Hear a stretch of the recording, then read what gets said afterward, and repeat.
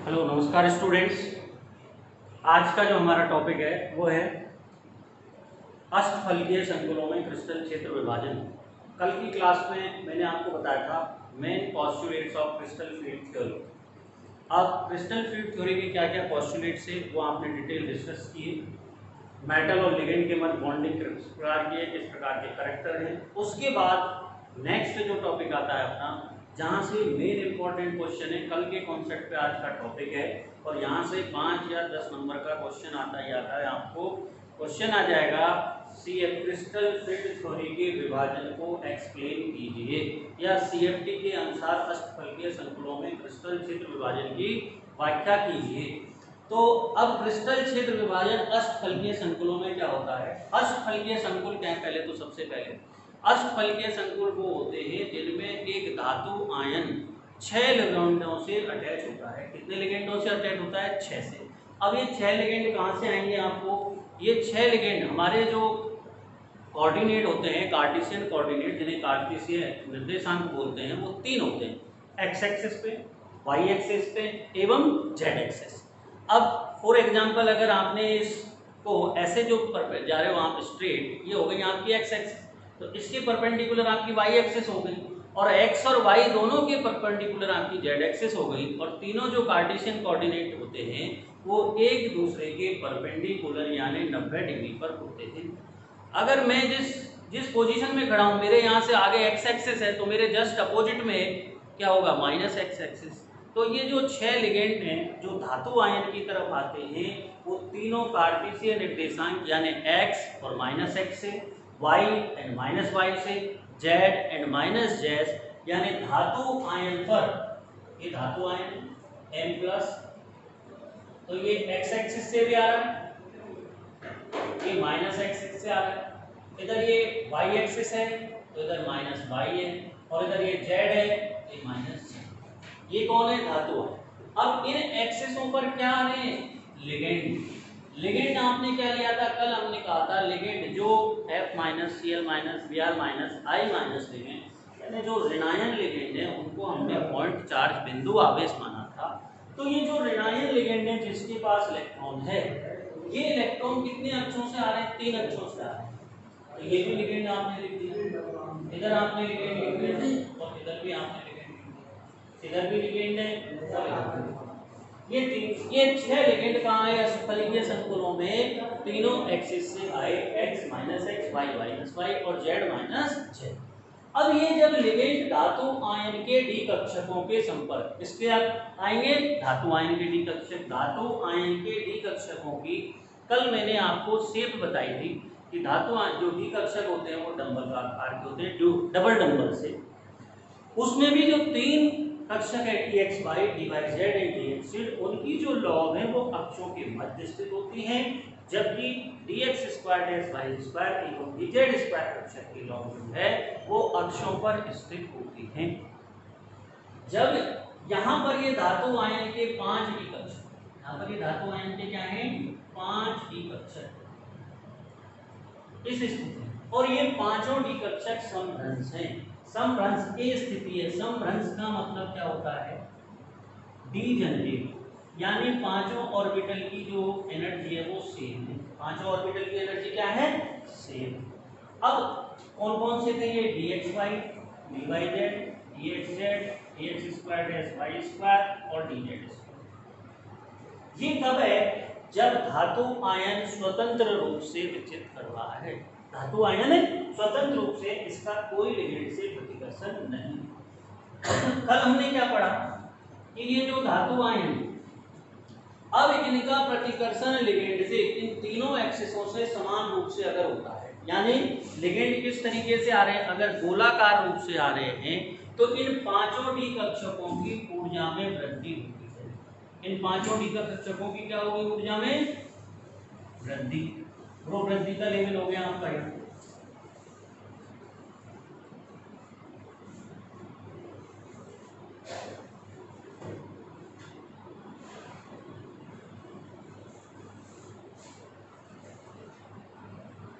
ये भी डी कक्षक है, 5 समभ्रंश कक्षक। उच्च ऊर्जा, किसके हुए?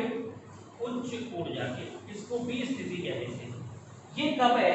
जब लिगेंड के संपर्क में, ये जो धातु आयन के 5 D कक्षक लिगेंड के संपर्क में आए, और लिगेंड कहां से आ रहे हैं? तीनों एक्सिसों से आ रहे हैं, एक्स वाई जेड, तीनों एक्सिसों से, यानी 6 लिगेंड आ रहे हैं, तो इनके पांचों की डी कक्षकों की ऊर्जा में वृद्धि हो गई, और वृद्धि अब समान रूप से हुई।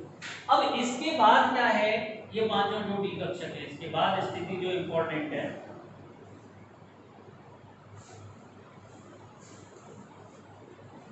उसको देखिए आप। अगर समान है तब तो ये समरस रहेंगे, वो चूक जाके हो गए।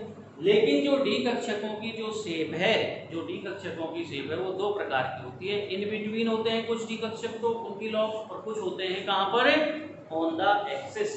और इसी आधार पे जो ऑन द एक्सिस है, जो डी कक्षक क्या है? ऑन द एक्सिस, यानी जो डी कक्षक वाई एक्सिस पर है और जो डी कक्षक एक्स एक्सिस पर है, और इसी लॉब पर क्या आ रहा है आपका?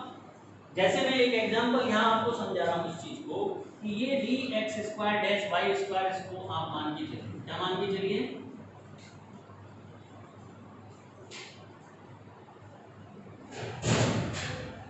ये एक्स एक्सिस अज्यूम करते हैं माइनस एक्स, ये वाई एक्सिस अज्यूम कर लिया और माइनस, ठीक है। ये तो कौन है? धातु आयन की लॉब, ये तो मेटल आयन हो गया, और ये क्या है? Lobes of metal ion, lobes of metal ion. अब लिगेंड कहां से आए आपके? इधर से ये जो लिगेंड आ रहा है, ये लिगेंड कहां आ रहा है? D x square dash Y square कक्षक की शेप है। ये किसकी शेप है? D x square dash Y square. D x square dash Y square में जो लॉब है वो दोनों एक्स और वाई एक्सिस पे हैं। इधर से भी लिगेंड आ रहा है आपका लिगेंड इधर से भी आ रहा है, आपका जो लिगेंड है वो इस डायरेक्शन में भी आ रहा है, इस लिगेंड इस डायरेक्शन में भी आ रहा है, 4 लिगेंड इधर से, और एक डायरेक्शन कौन सी हो गई आपकी? जेड एक्सिस, तो एक लिगेंड आपका इधर से भी आ रहा है।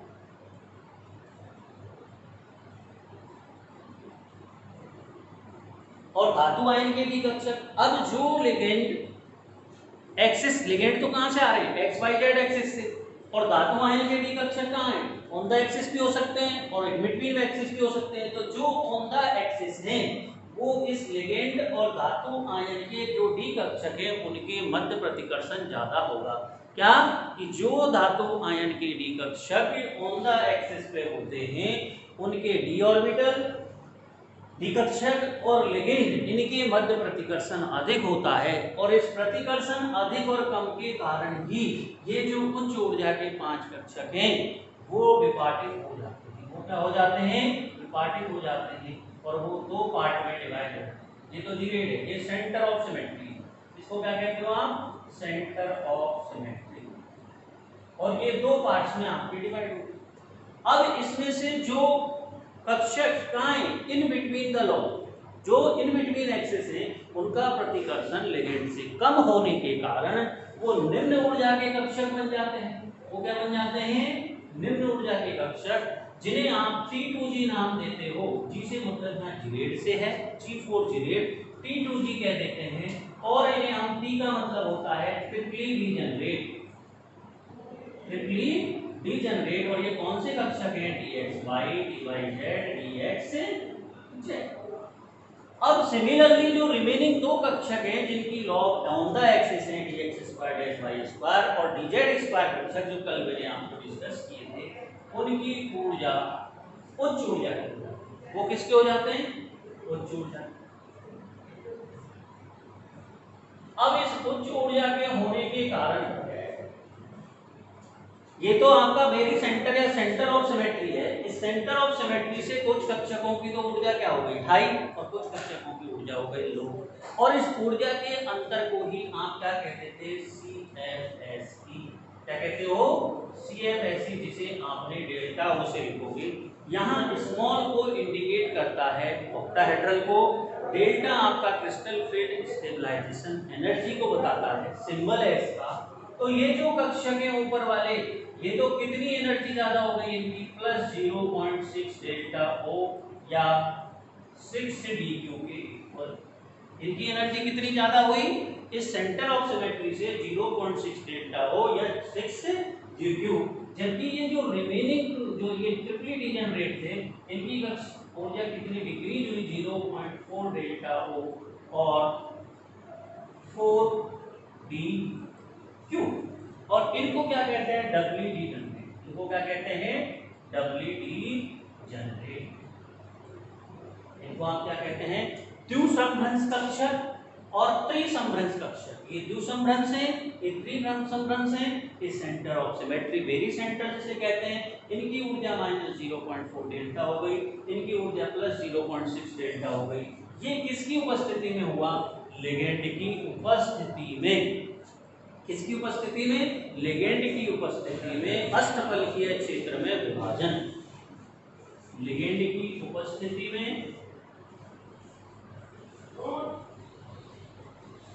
अष्टफलकीय क्षेत्र में विभाजन।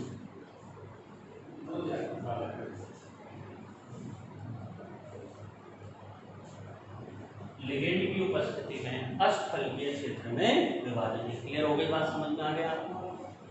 अब इसी आधार पर जो क्रिस्टल क्षेत्र विभाजन पड़ा, अब इससे आप क्या निकालते हो, इस क्रिस्टल क्षेत्र विभाजन जो क्रिस्टल है निर्माण, इससे दो चीज, तो CFSE का मान निकल गया, और दूसरा जब आप इसको आगे पढ़ोगे फर्दर,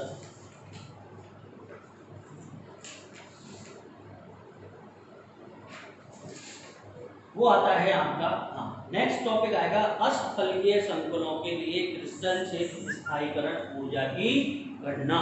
ये तो आपने पढ़ दिया विभाजन। कई बार तो क्वेश्चन आपको आएगा अष्टफलकीय संकुलों में क्रिस्टल क्षेत्र विभाजन के, क्रिस्टल क्षेत्र विभाजन को अष्टफलकीय संकुलों में समझाइए CFT के आधार पर। एक क्वेश्चन तो बन जाता है यहाँ। कई बार क्वेश्चन दे देंगे कि D1, D2 या D3 ऑर्बिटल या D4 ऑर्बिटल के लिए, या आपको एक कॉम्प्लेक्स दे दिया जाएगा और उसके लिए क्रिस्टल क्षेत्र विभाजन ऊर्जा का मान ज्ञात करो। तो ये यहाँ तक कंप्लीट हो गया। उसके बाद आता है आपको जो नेक्स्ट फॉर्मूला आएगा, क्रिस्टल क्षेत्र विभाजन ऊर्जा की गणना, क्रिस्टल क्षेत्र स्थायीकरण ऊर्जा की गणना। वो कैसे करेंगे, CFSE की गणना। उस CFSE की गणना के लिए फॉर्मूला है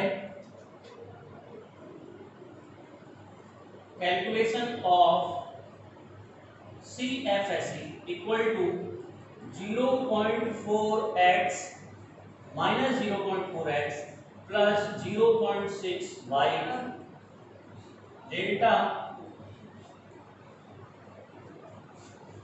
O plus 8y। Here where x बराबर क्या है, x बराबर है T2G कक्षक में उपस्थित इलेक्ट्रॉनों की संख्या। आपको मैंने बताया ट्रिपली डिजनरेट और डबली डिजनरेट, तो x बराबर क्या है, T2G कक्षक में उपस्थित इलेक्ट्रॉन की संख्या, और y बराबर क्या है, Eg कक्षक में उपस्थित इलेक्ट्रॉन की संख्या। T2G को तो हमने किससे लिखा, x से, और Eg को हमने किससे लिख दिया, y से। क्लियर। और यहाँ पर A क्या है, पाई क्या है, औसत युग्मन ऊर्जा। क्या बोलते हैं इसे, औसत युग्मन ऊर्जा। और A क्या है, पाई औसत युग्मन ऊर्जा है, A युग्मित इलेक्ट्रॉनों की संख्या। A क्या है, युग्मित इलेक्ट्रॉनों की संख्या। A T2G कक्षक में उपस्थित इलेक्ट्रॉनों की संख्या है, Eg y बराबर Eg कक्षक में उपस्थित इलेक्ट्रॉनों की संख्या, पाई औसत युग्मन ऊर्जा है, A युग्मित इलेक्ट्रॉनों की संख्या है। उसके बाद आता है कक्षकों में जो इलेक्ट्रॉन का वितरण है वो दो कारकों पर निर्भर करता है। ये तो थी CFSE की कैलकुलेशन का फॉर्मूला। कक्षकों में इलेक्ट्रॉन का वितरण दो कारक पर निर्भर करता है, जिसमें जो पहला कारक है आपका वो है डेल्टा O का मान, क्रिस्टल क्षेत्र स्थायीकरण ऊर्जा का मान, और दूसरा जो कारण है वो है औसत युग्मन ऊर्जा। कितने कारकों पे निर्भर करता है, दो पे। पहला तो किस पे निर्भर किया, डेल्टा O पे, और दूसरा कारक है औसत युग्मन ऊर्जा पर। अब इस औसत युग्मन ऊर्जा को भी हम दो भागों में बांट देते हैं। कितने में, इससे होता है ये भी दो पार्टों से मिलकर बनी हुई है, दो भागों में बांटते हैं, जिसमें ए है, दो भागों में बांटते हैं। ए है यहाँ पर कूलामी प्रतिकर्षण, क्या कहलाते हैं, कूलामी प्रतिकर्षण। कूलामी प्रतिकर्षण क्या है, मान के चलो ये कोई डी ऑर्बिटल है, इस डी ऑर्बिटल में एक इलेक्ट्रॉन और आने वाला इलेक्ट्रॉन भी इसी ऑर्बिटल में जा रहा है, आने वाला इलेक्ट्रॉन भी किसमें आ रहा है, इसी ऑर्बिटल में आ रहा है, तो इनके मध्य में क्या लगेगा, इलेक्ट्रॉन इलेक्ट्रॉन के मध्य प्रतिकर्षण होता है, उस प्रतिकर्षण को क्या कहते हैं, कूलामी प्रतिकर्षण। मैं आपको नोट्स भी प्रोवाइड करा दूंगा। प्रतिकर्षण, कूलामी प्रतिकर्षण, इलेक्ट्रॉन इलेक्ट्रॉन के मध्य लगने वाले रिपल्शन को हम क्या कहते हैं, कूलामी प्रतिकर्षण कहते हैं। किसी कक्षक में उपस्थित एक युग्मित अयुग्मित इलेक्ट्रॉन को एक और इलेक्ट्रॉन डालकर युग्मित करने पर जो ऊर्जा हमें देनी पड़ेगी उसे हम क्या कहते हैं, कूलामी प्रतिकर्षण। विनिमय ऊर्जा, विनिमय ऊर्जा क्या होती है, एक्सचेंज एनर्जी। विनिमय ऊर्जा होती है समानांतर कोई इलेक्ट्रॉन है, क्या है, समानांतर इलेक्ट्रॉन, जैसे कि मान के चलो ये मान लिया इस D2 कॉन्फ़िगरेशन है तो उसमें एक इलेक्ट्रॉन ये दे दिया, एक ये दे दिया। अब यदि इस समानांतर इलेक्ट्रॉन इन पैरेलल इलेक्ट्रॉन को मुझे एंटी पैरेलल में कन्वर्ट करना है, इसमें एंटी पैरेलल में कन्वर्ट करना है, इस पैरेलल इलेक्ट्रॉन को वापस से प्रति समानांतर में कन्वर्ट करना है, तो उसके लिए भी हमें ऊर्जा देनी पड़ती है, इसे हम क्या कहते हैं, विनिमय ऊर्जा कहते हैं। क्या कहते हैं, विनिमय ऊर्जा। और ये विनिमय ऊर्जा और कूलामी प्रतिकर्षण इससे मिलकर के क्या है, औसत युग्मन ऊर्जा। यानी औसत युग्मन ऊर्जा किस पर डिपेंड करती है, कूलामी प्रतिकर्षण पर, और किस पर डिपेंड करे, कूलामी प्रतिकर्षण पे और इस युग्मन ऊर्जा पर निर्भर करती है। क्लियर बात समझ में हो गई। अब यदि पाई का मान, अब यदि दो स्थितियां, यदि पाई औसत युग्मन ऊर्जा का मान ज्यादा है डेल्टा ओ से, तब तो क्या होगा, वो दुर्बल क्षेत्र लिगेंड की कंडीशन बनेगी। किसकी बनेगी, दुर्बल क्षेत्र लिगेंड। और दुर्बल क्षेत्र लिगेंड बनता है तो इसका मतलब पेयरिंग नहीं होगी, जो कॉम्प्लेक्स जो बनेंगे उनमें पेयरिंग नहीं होगी।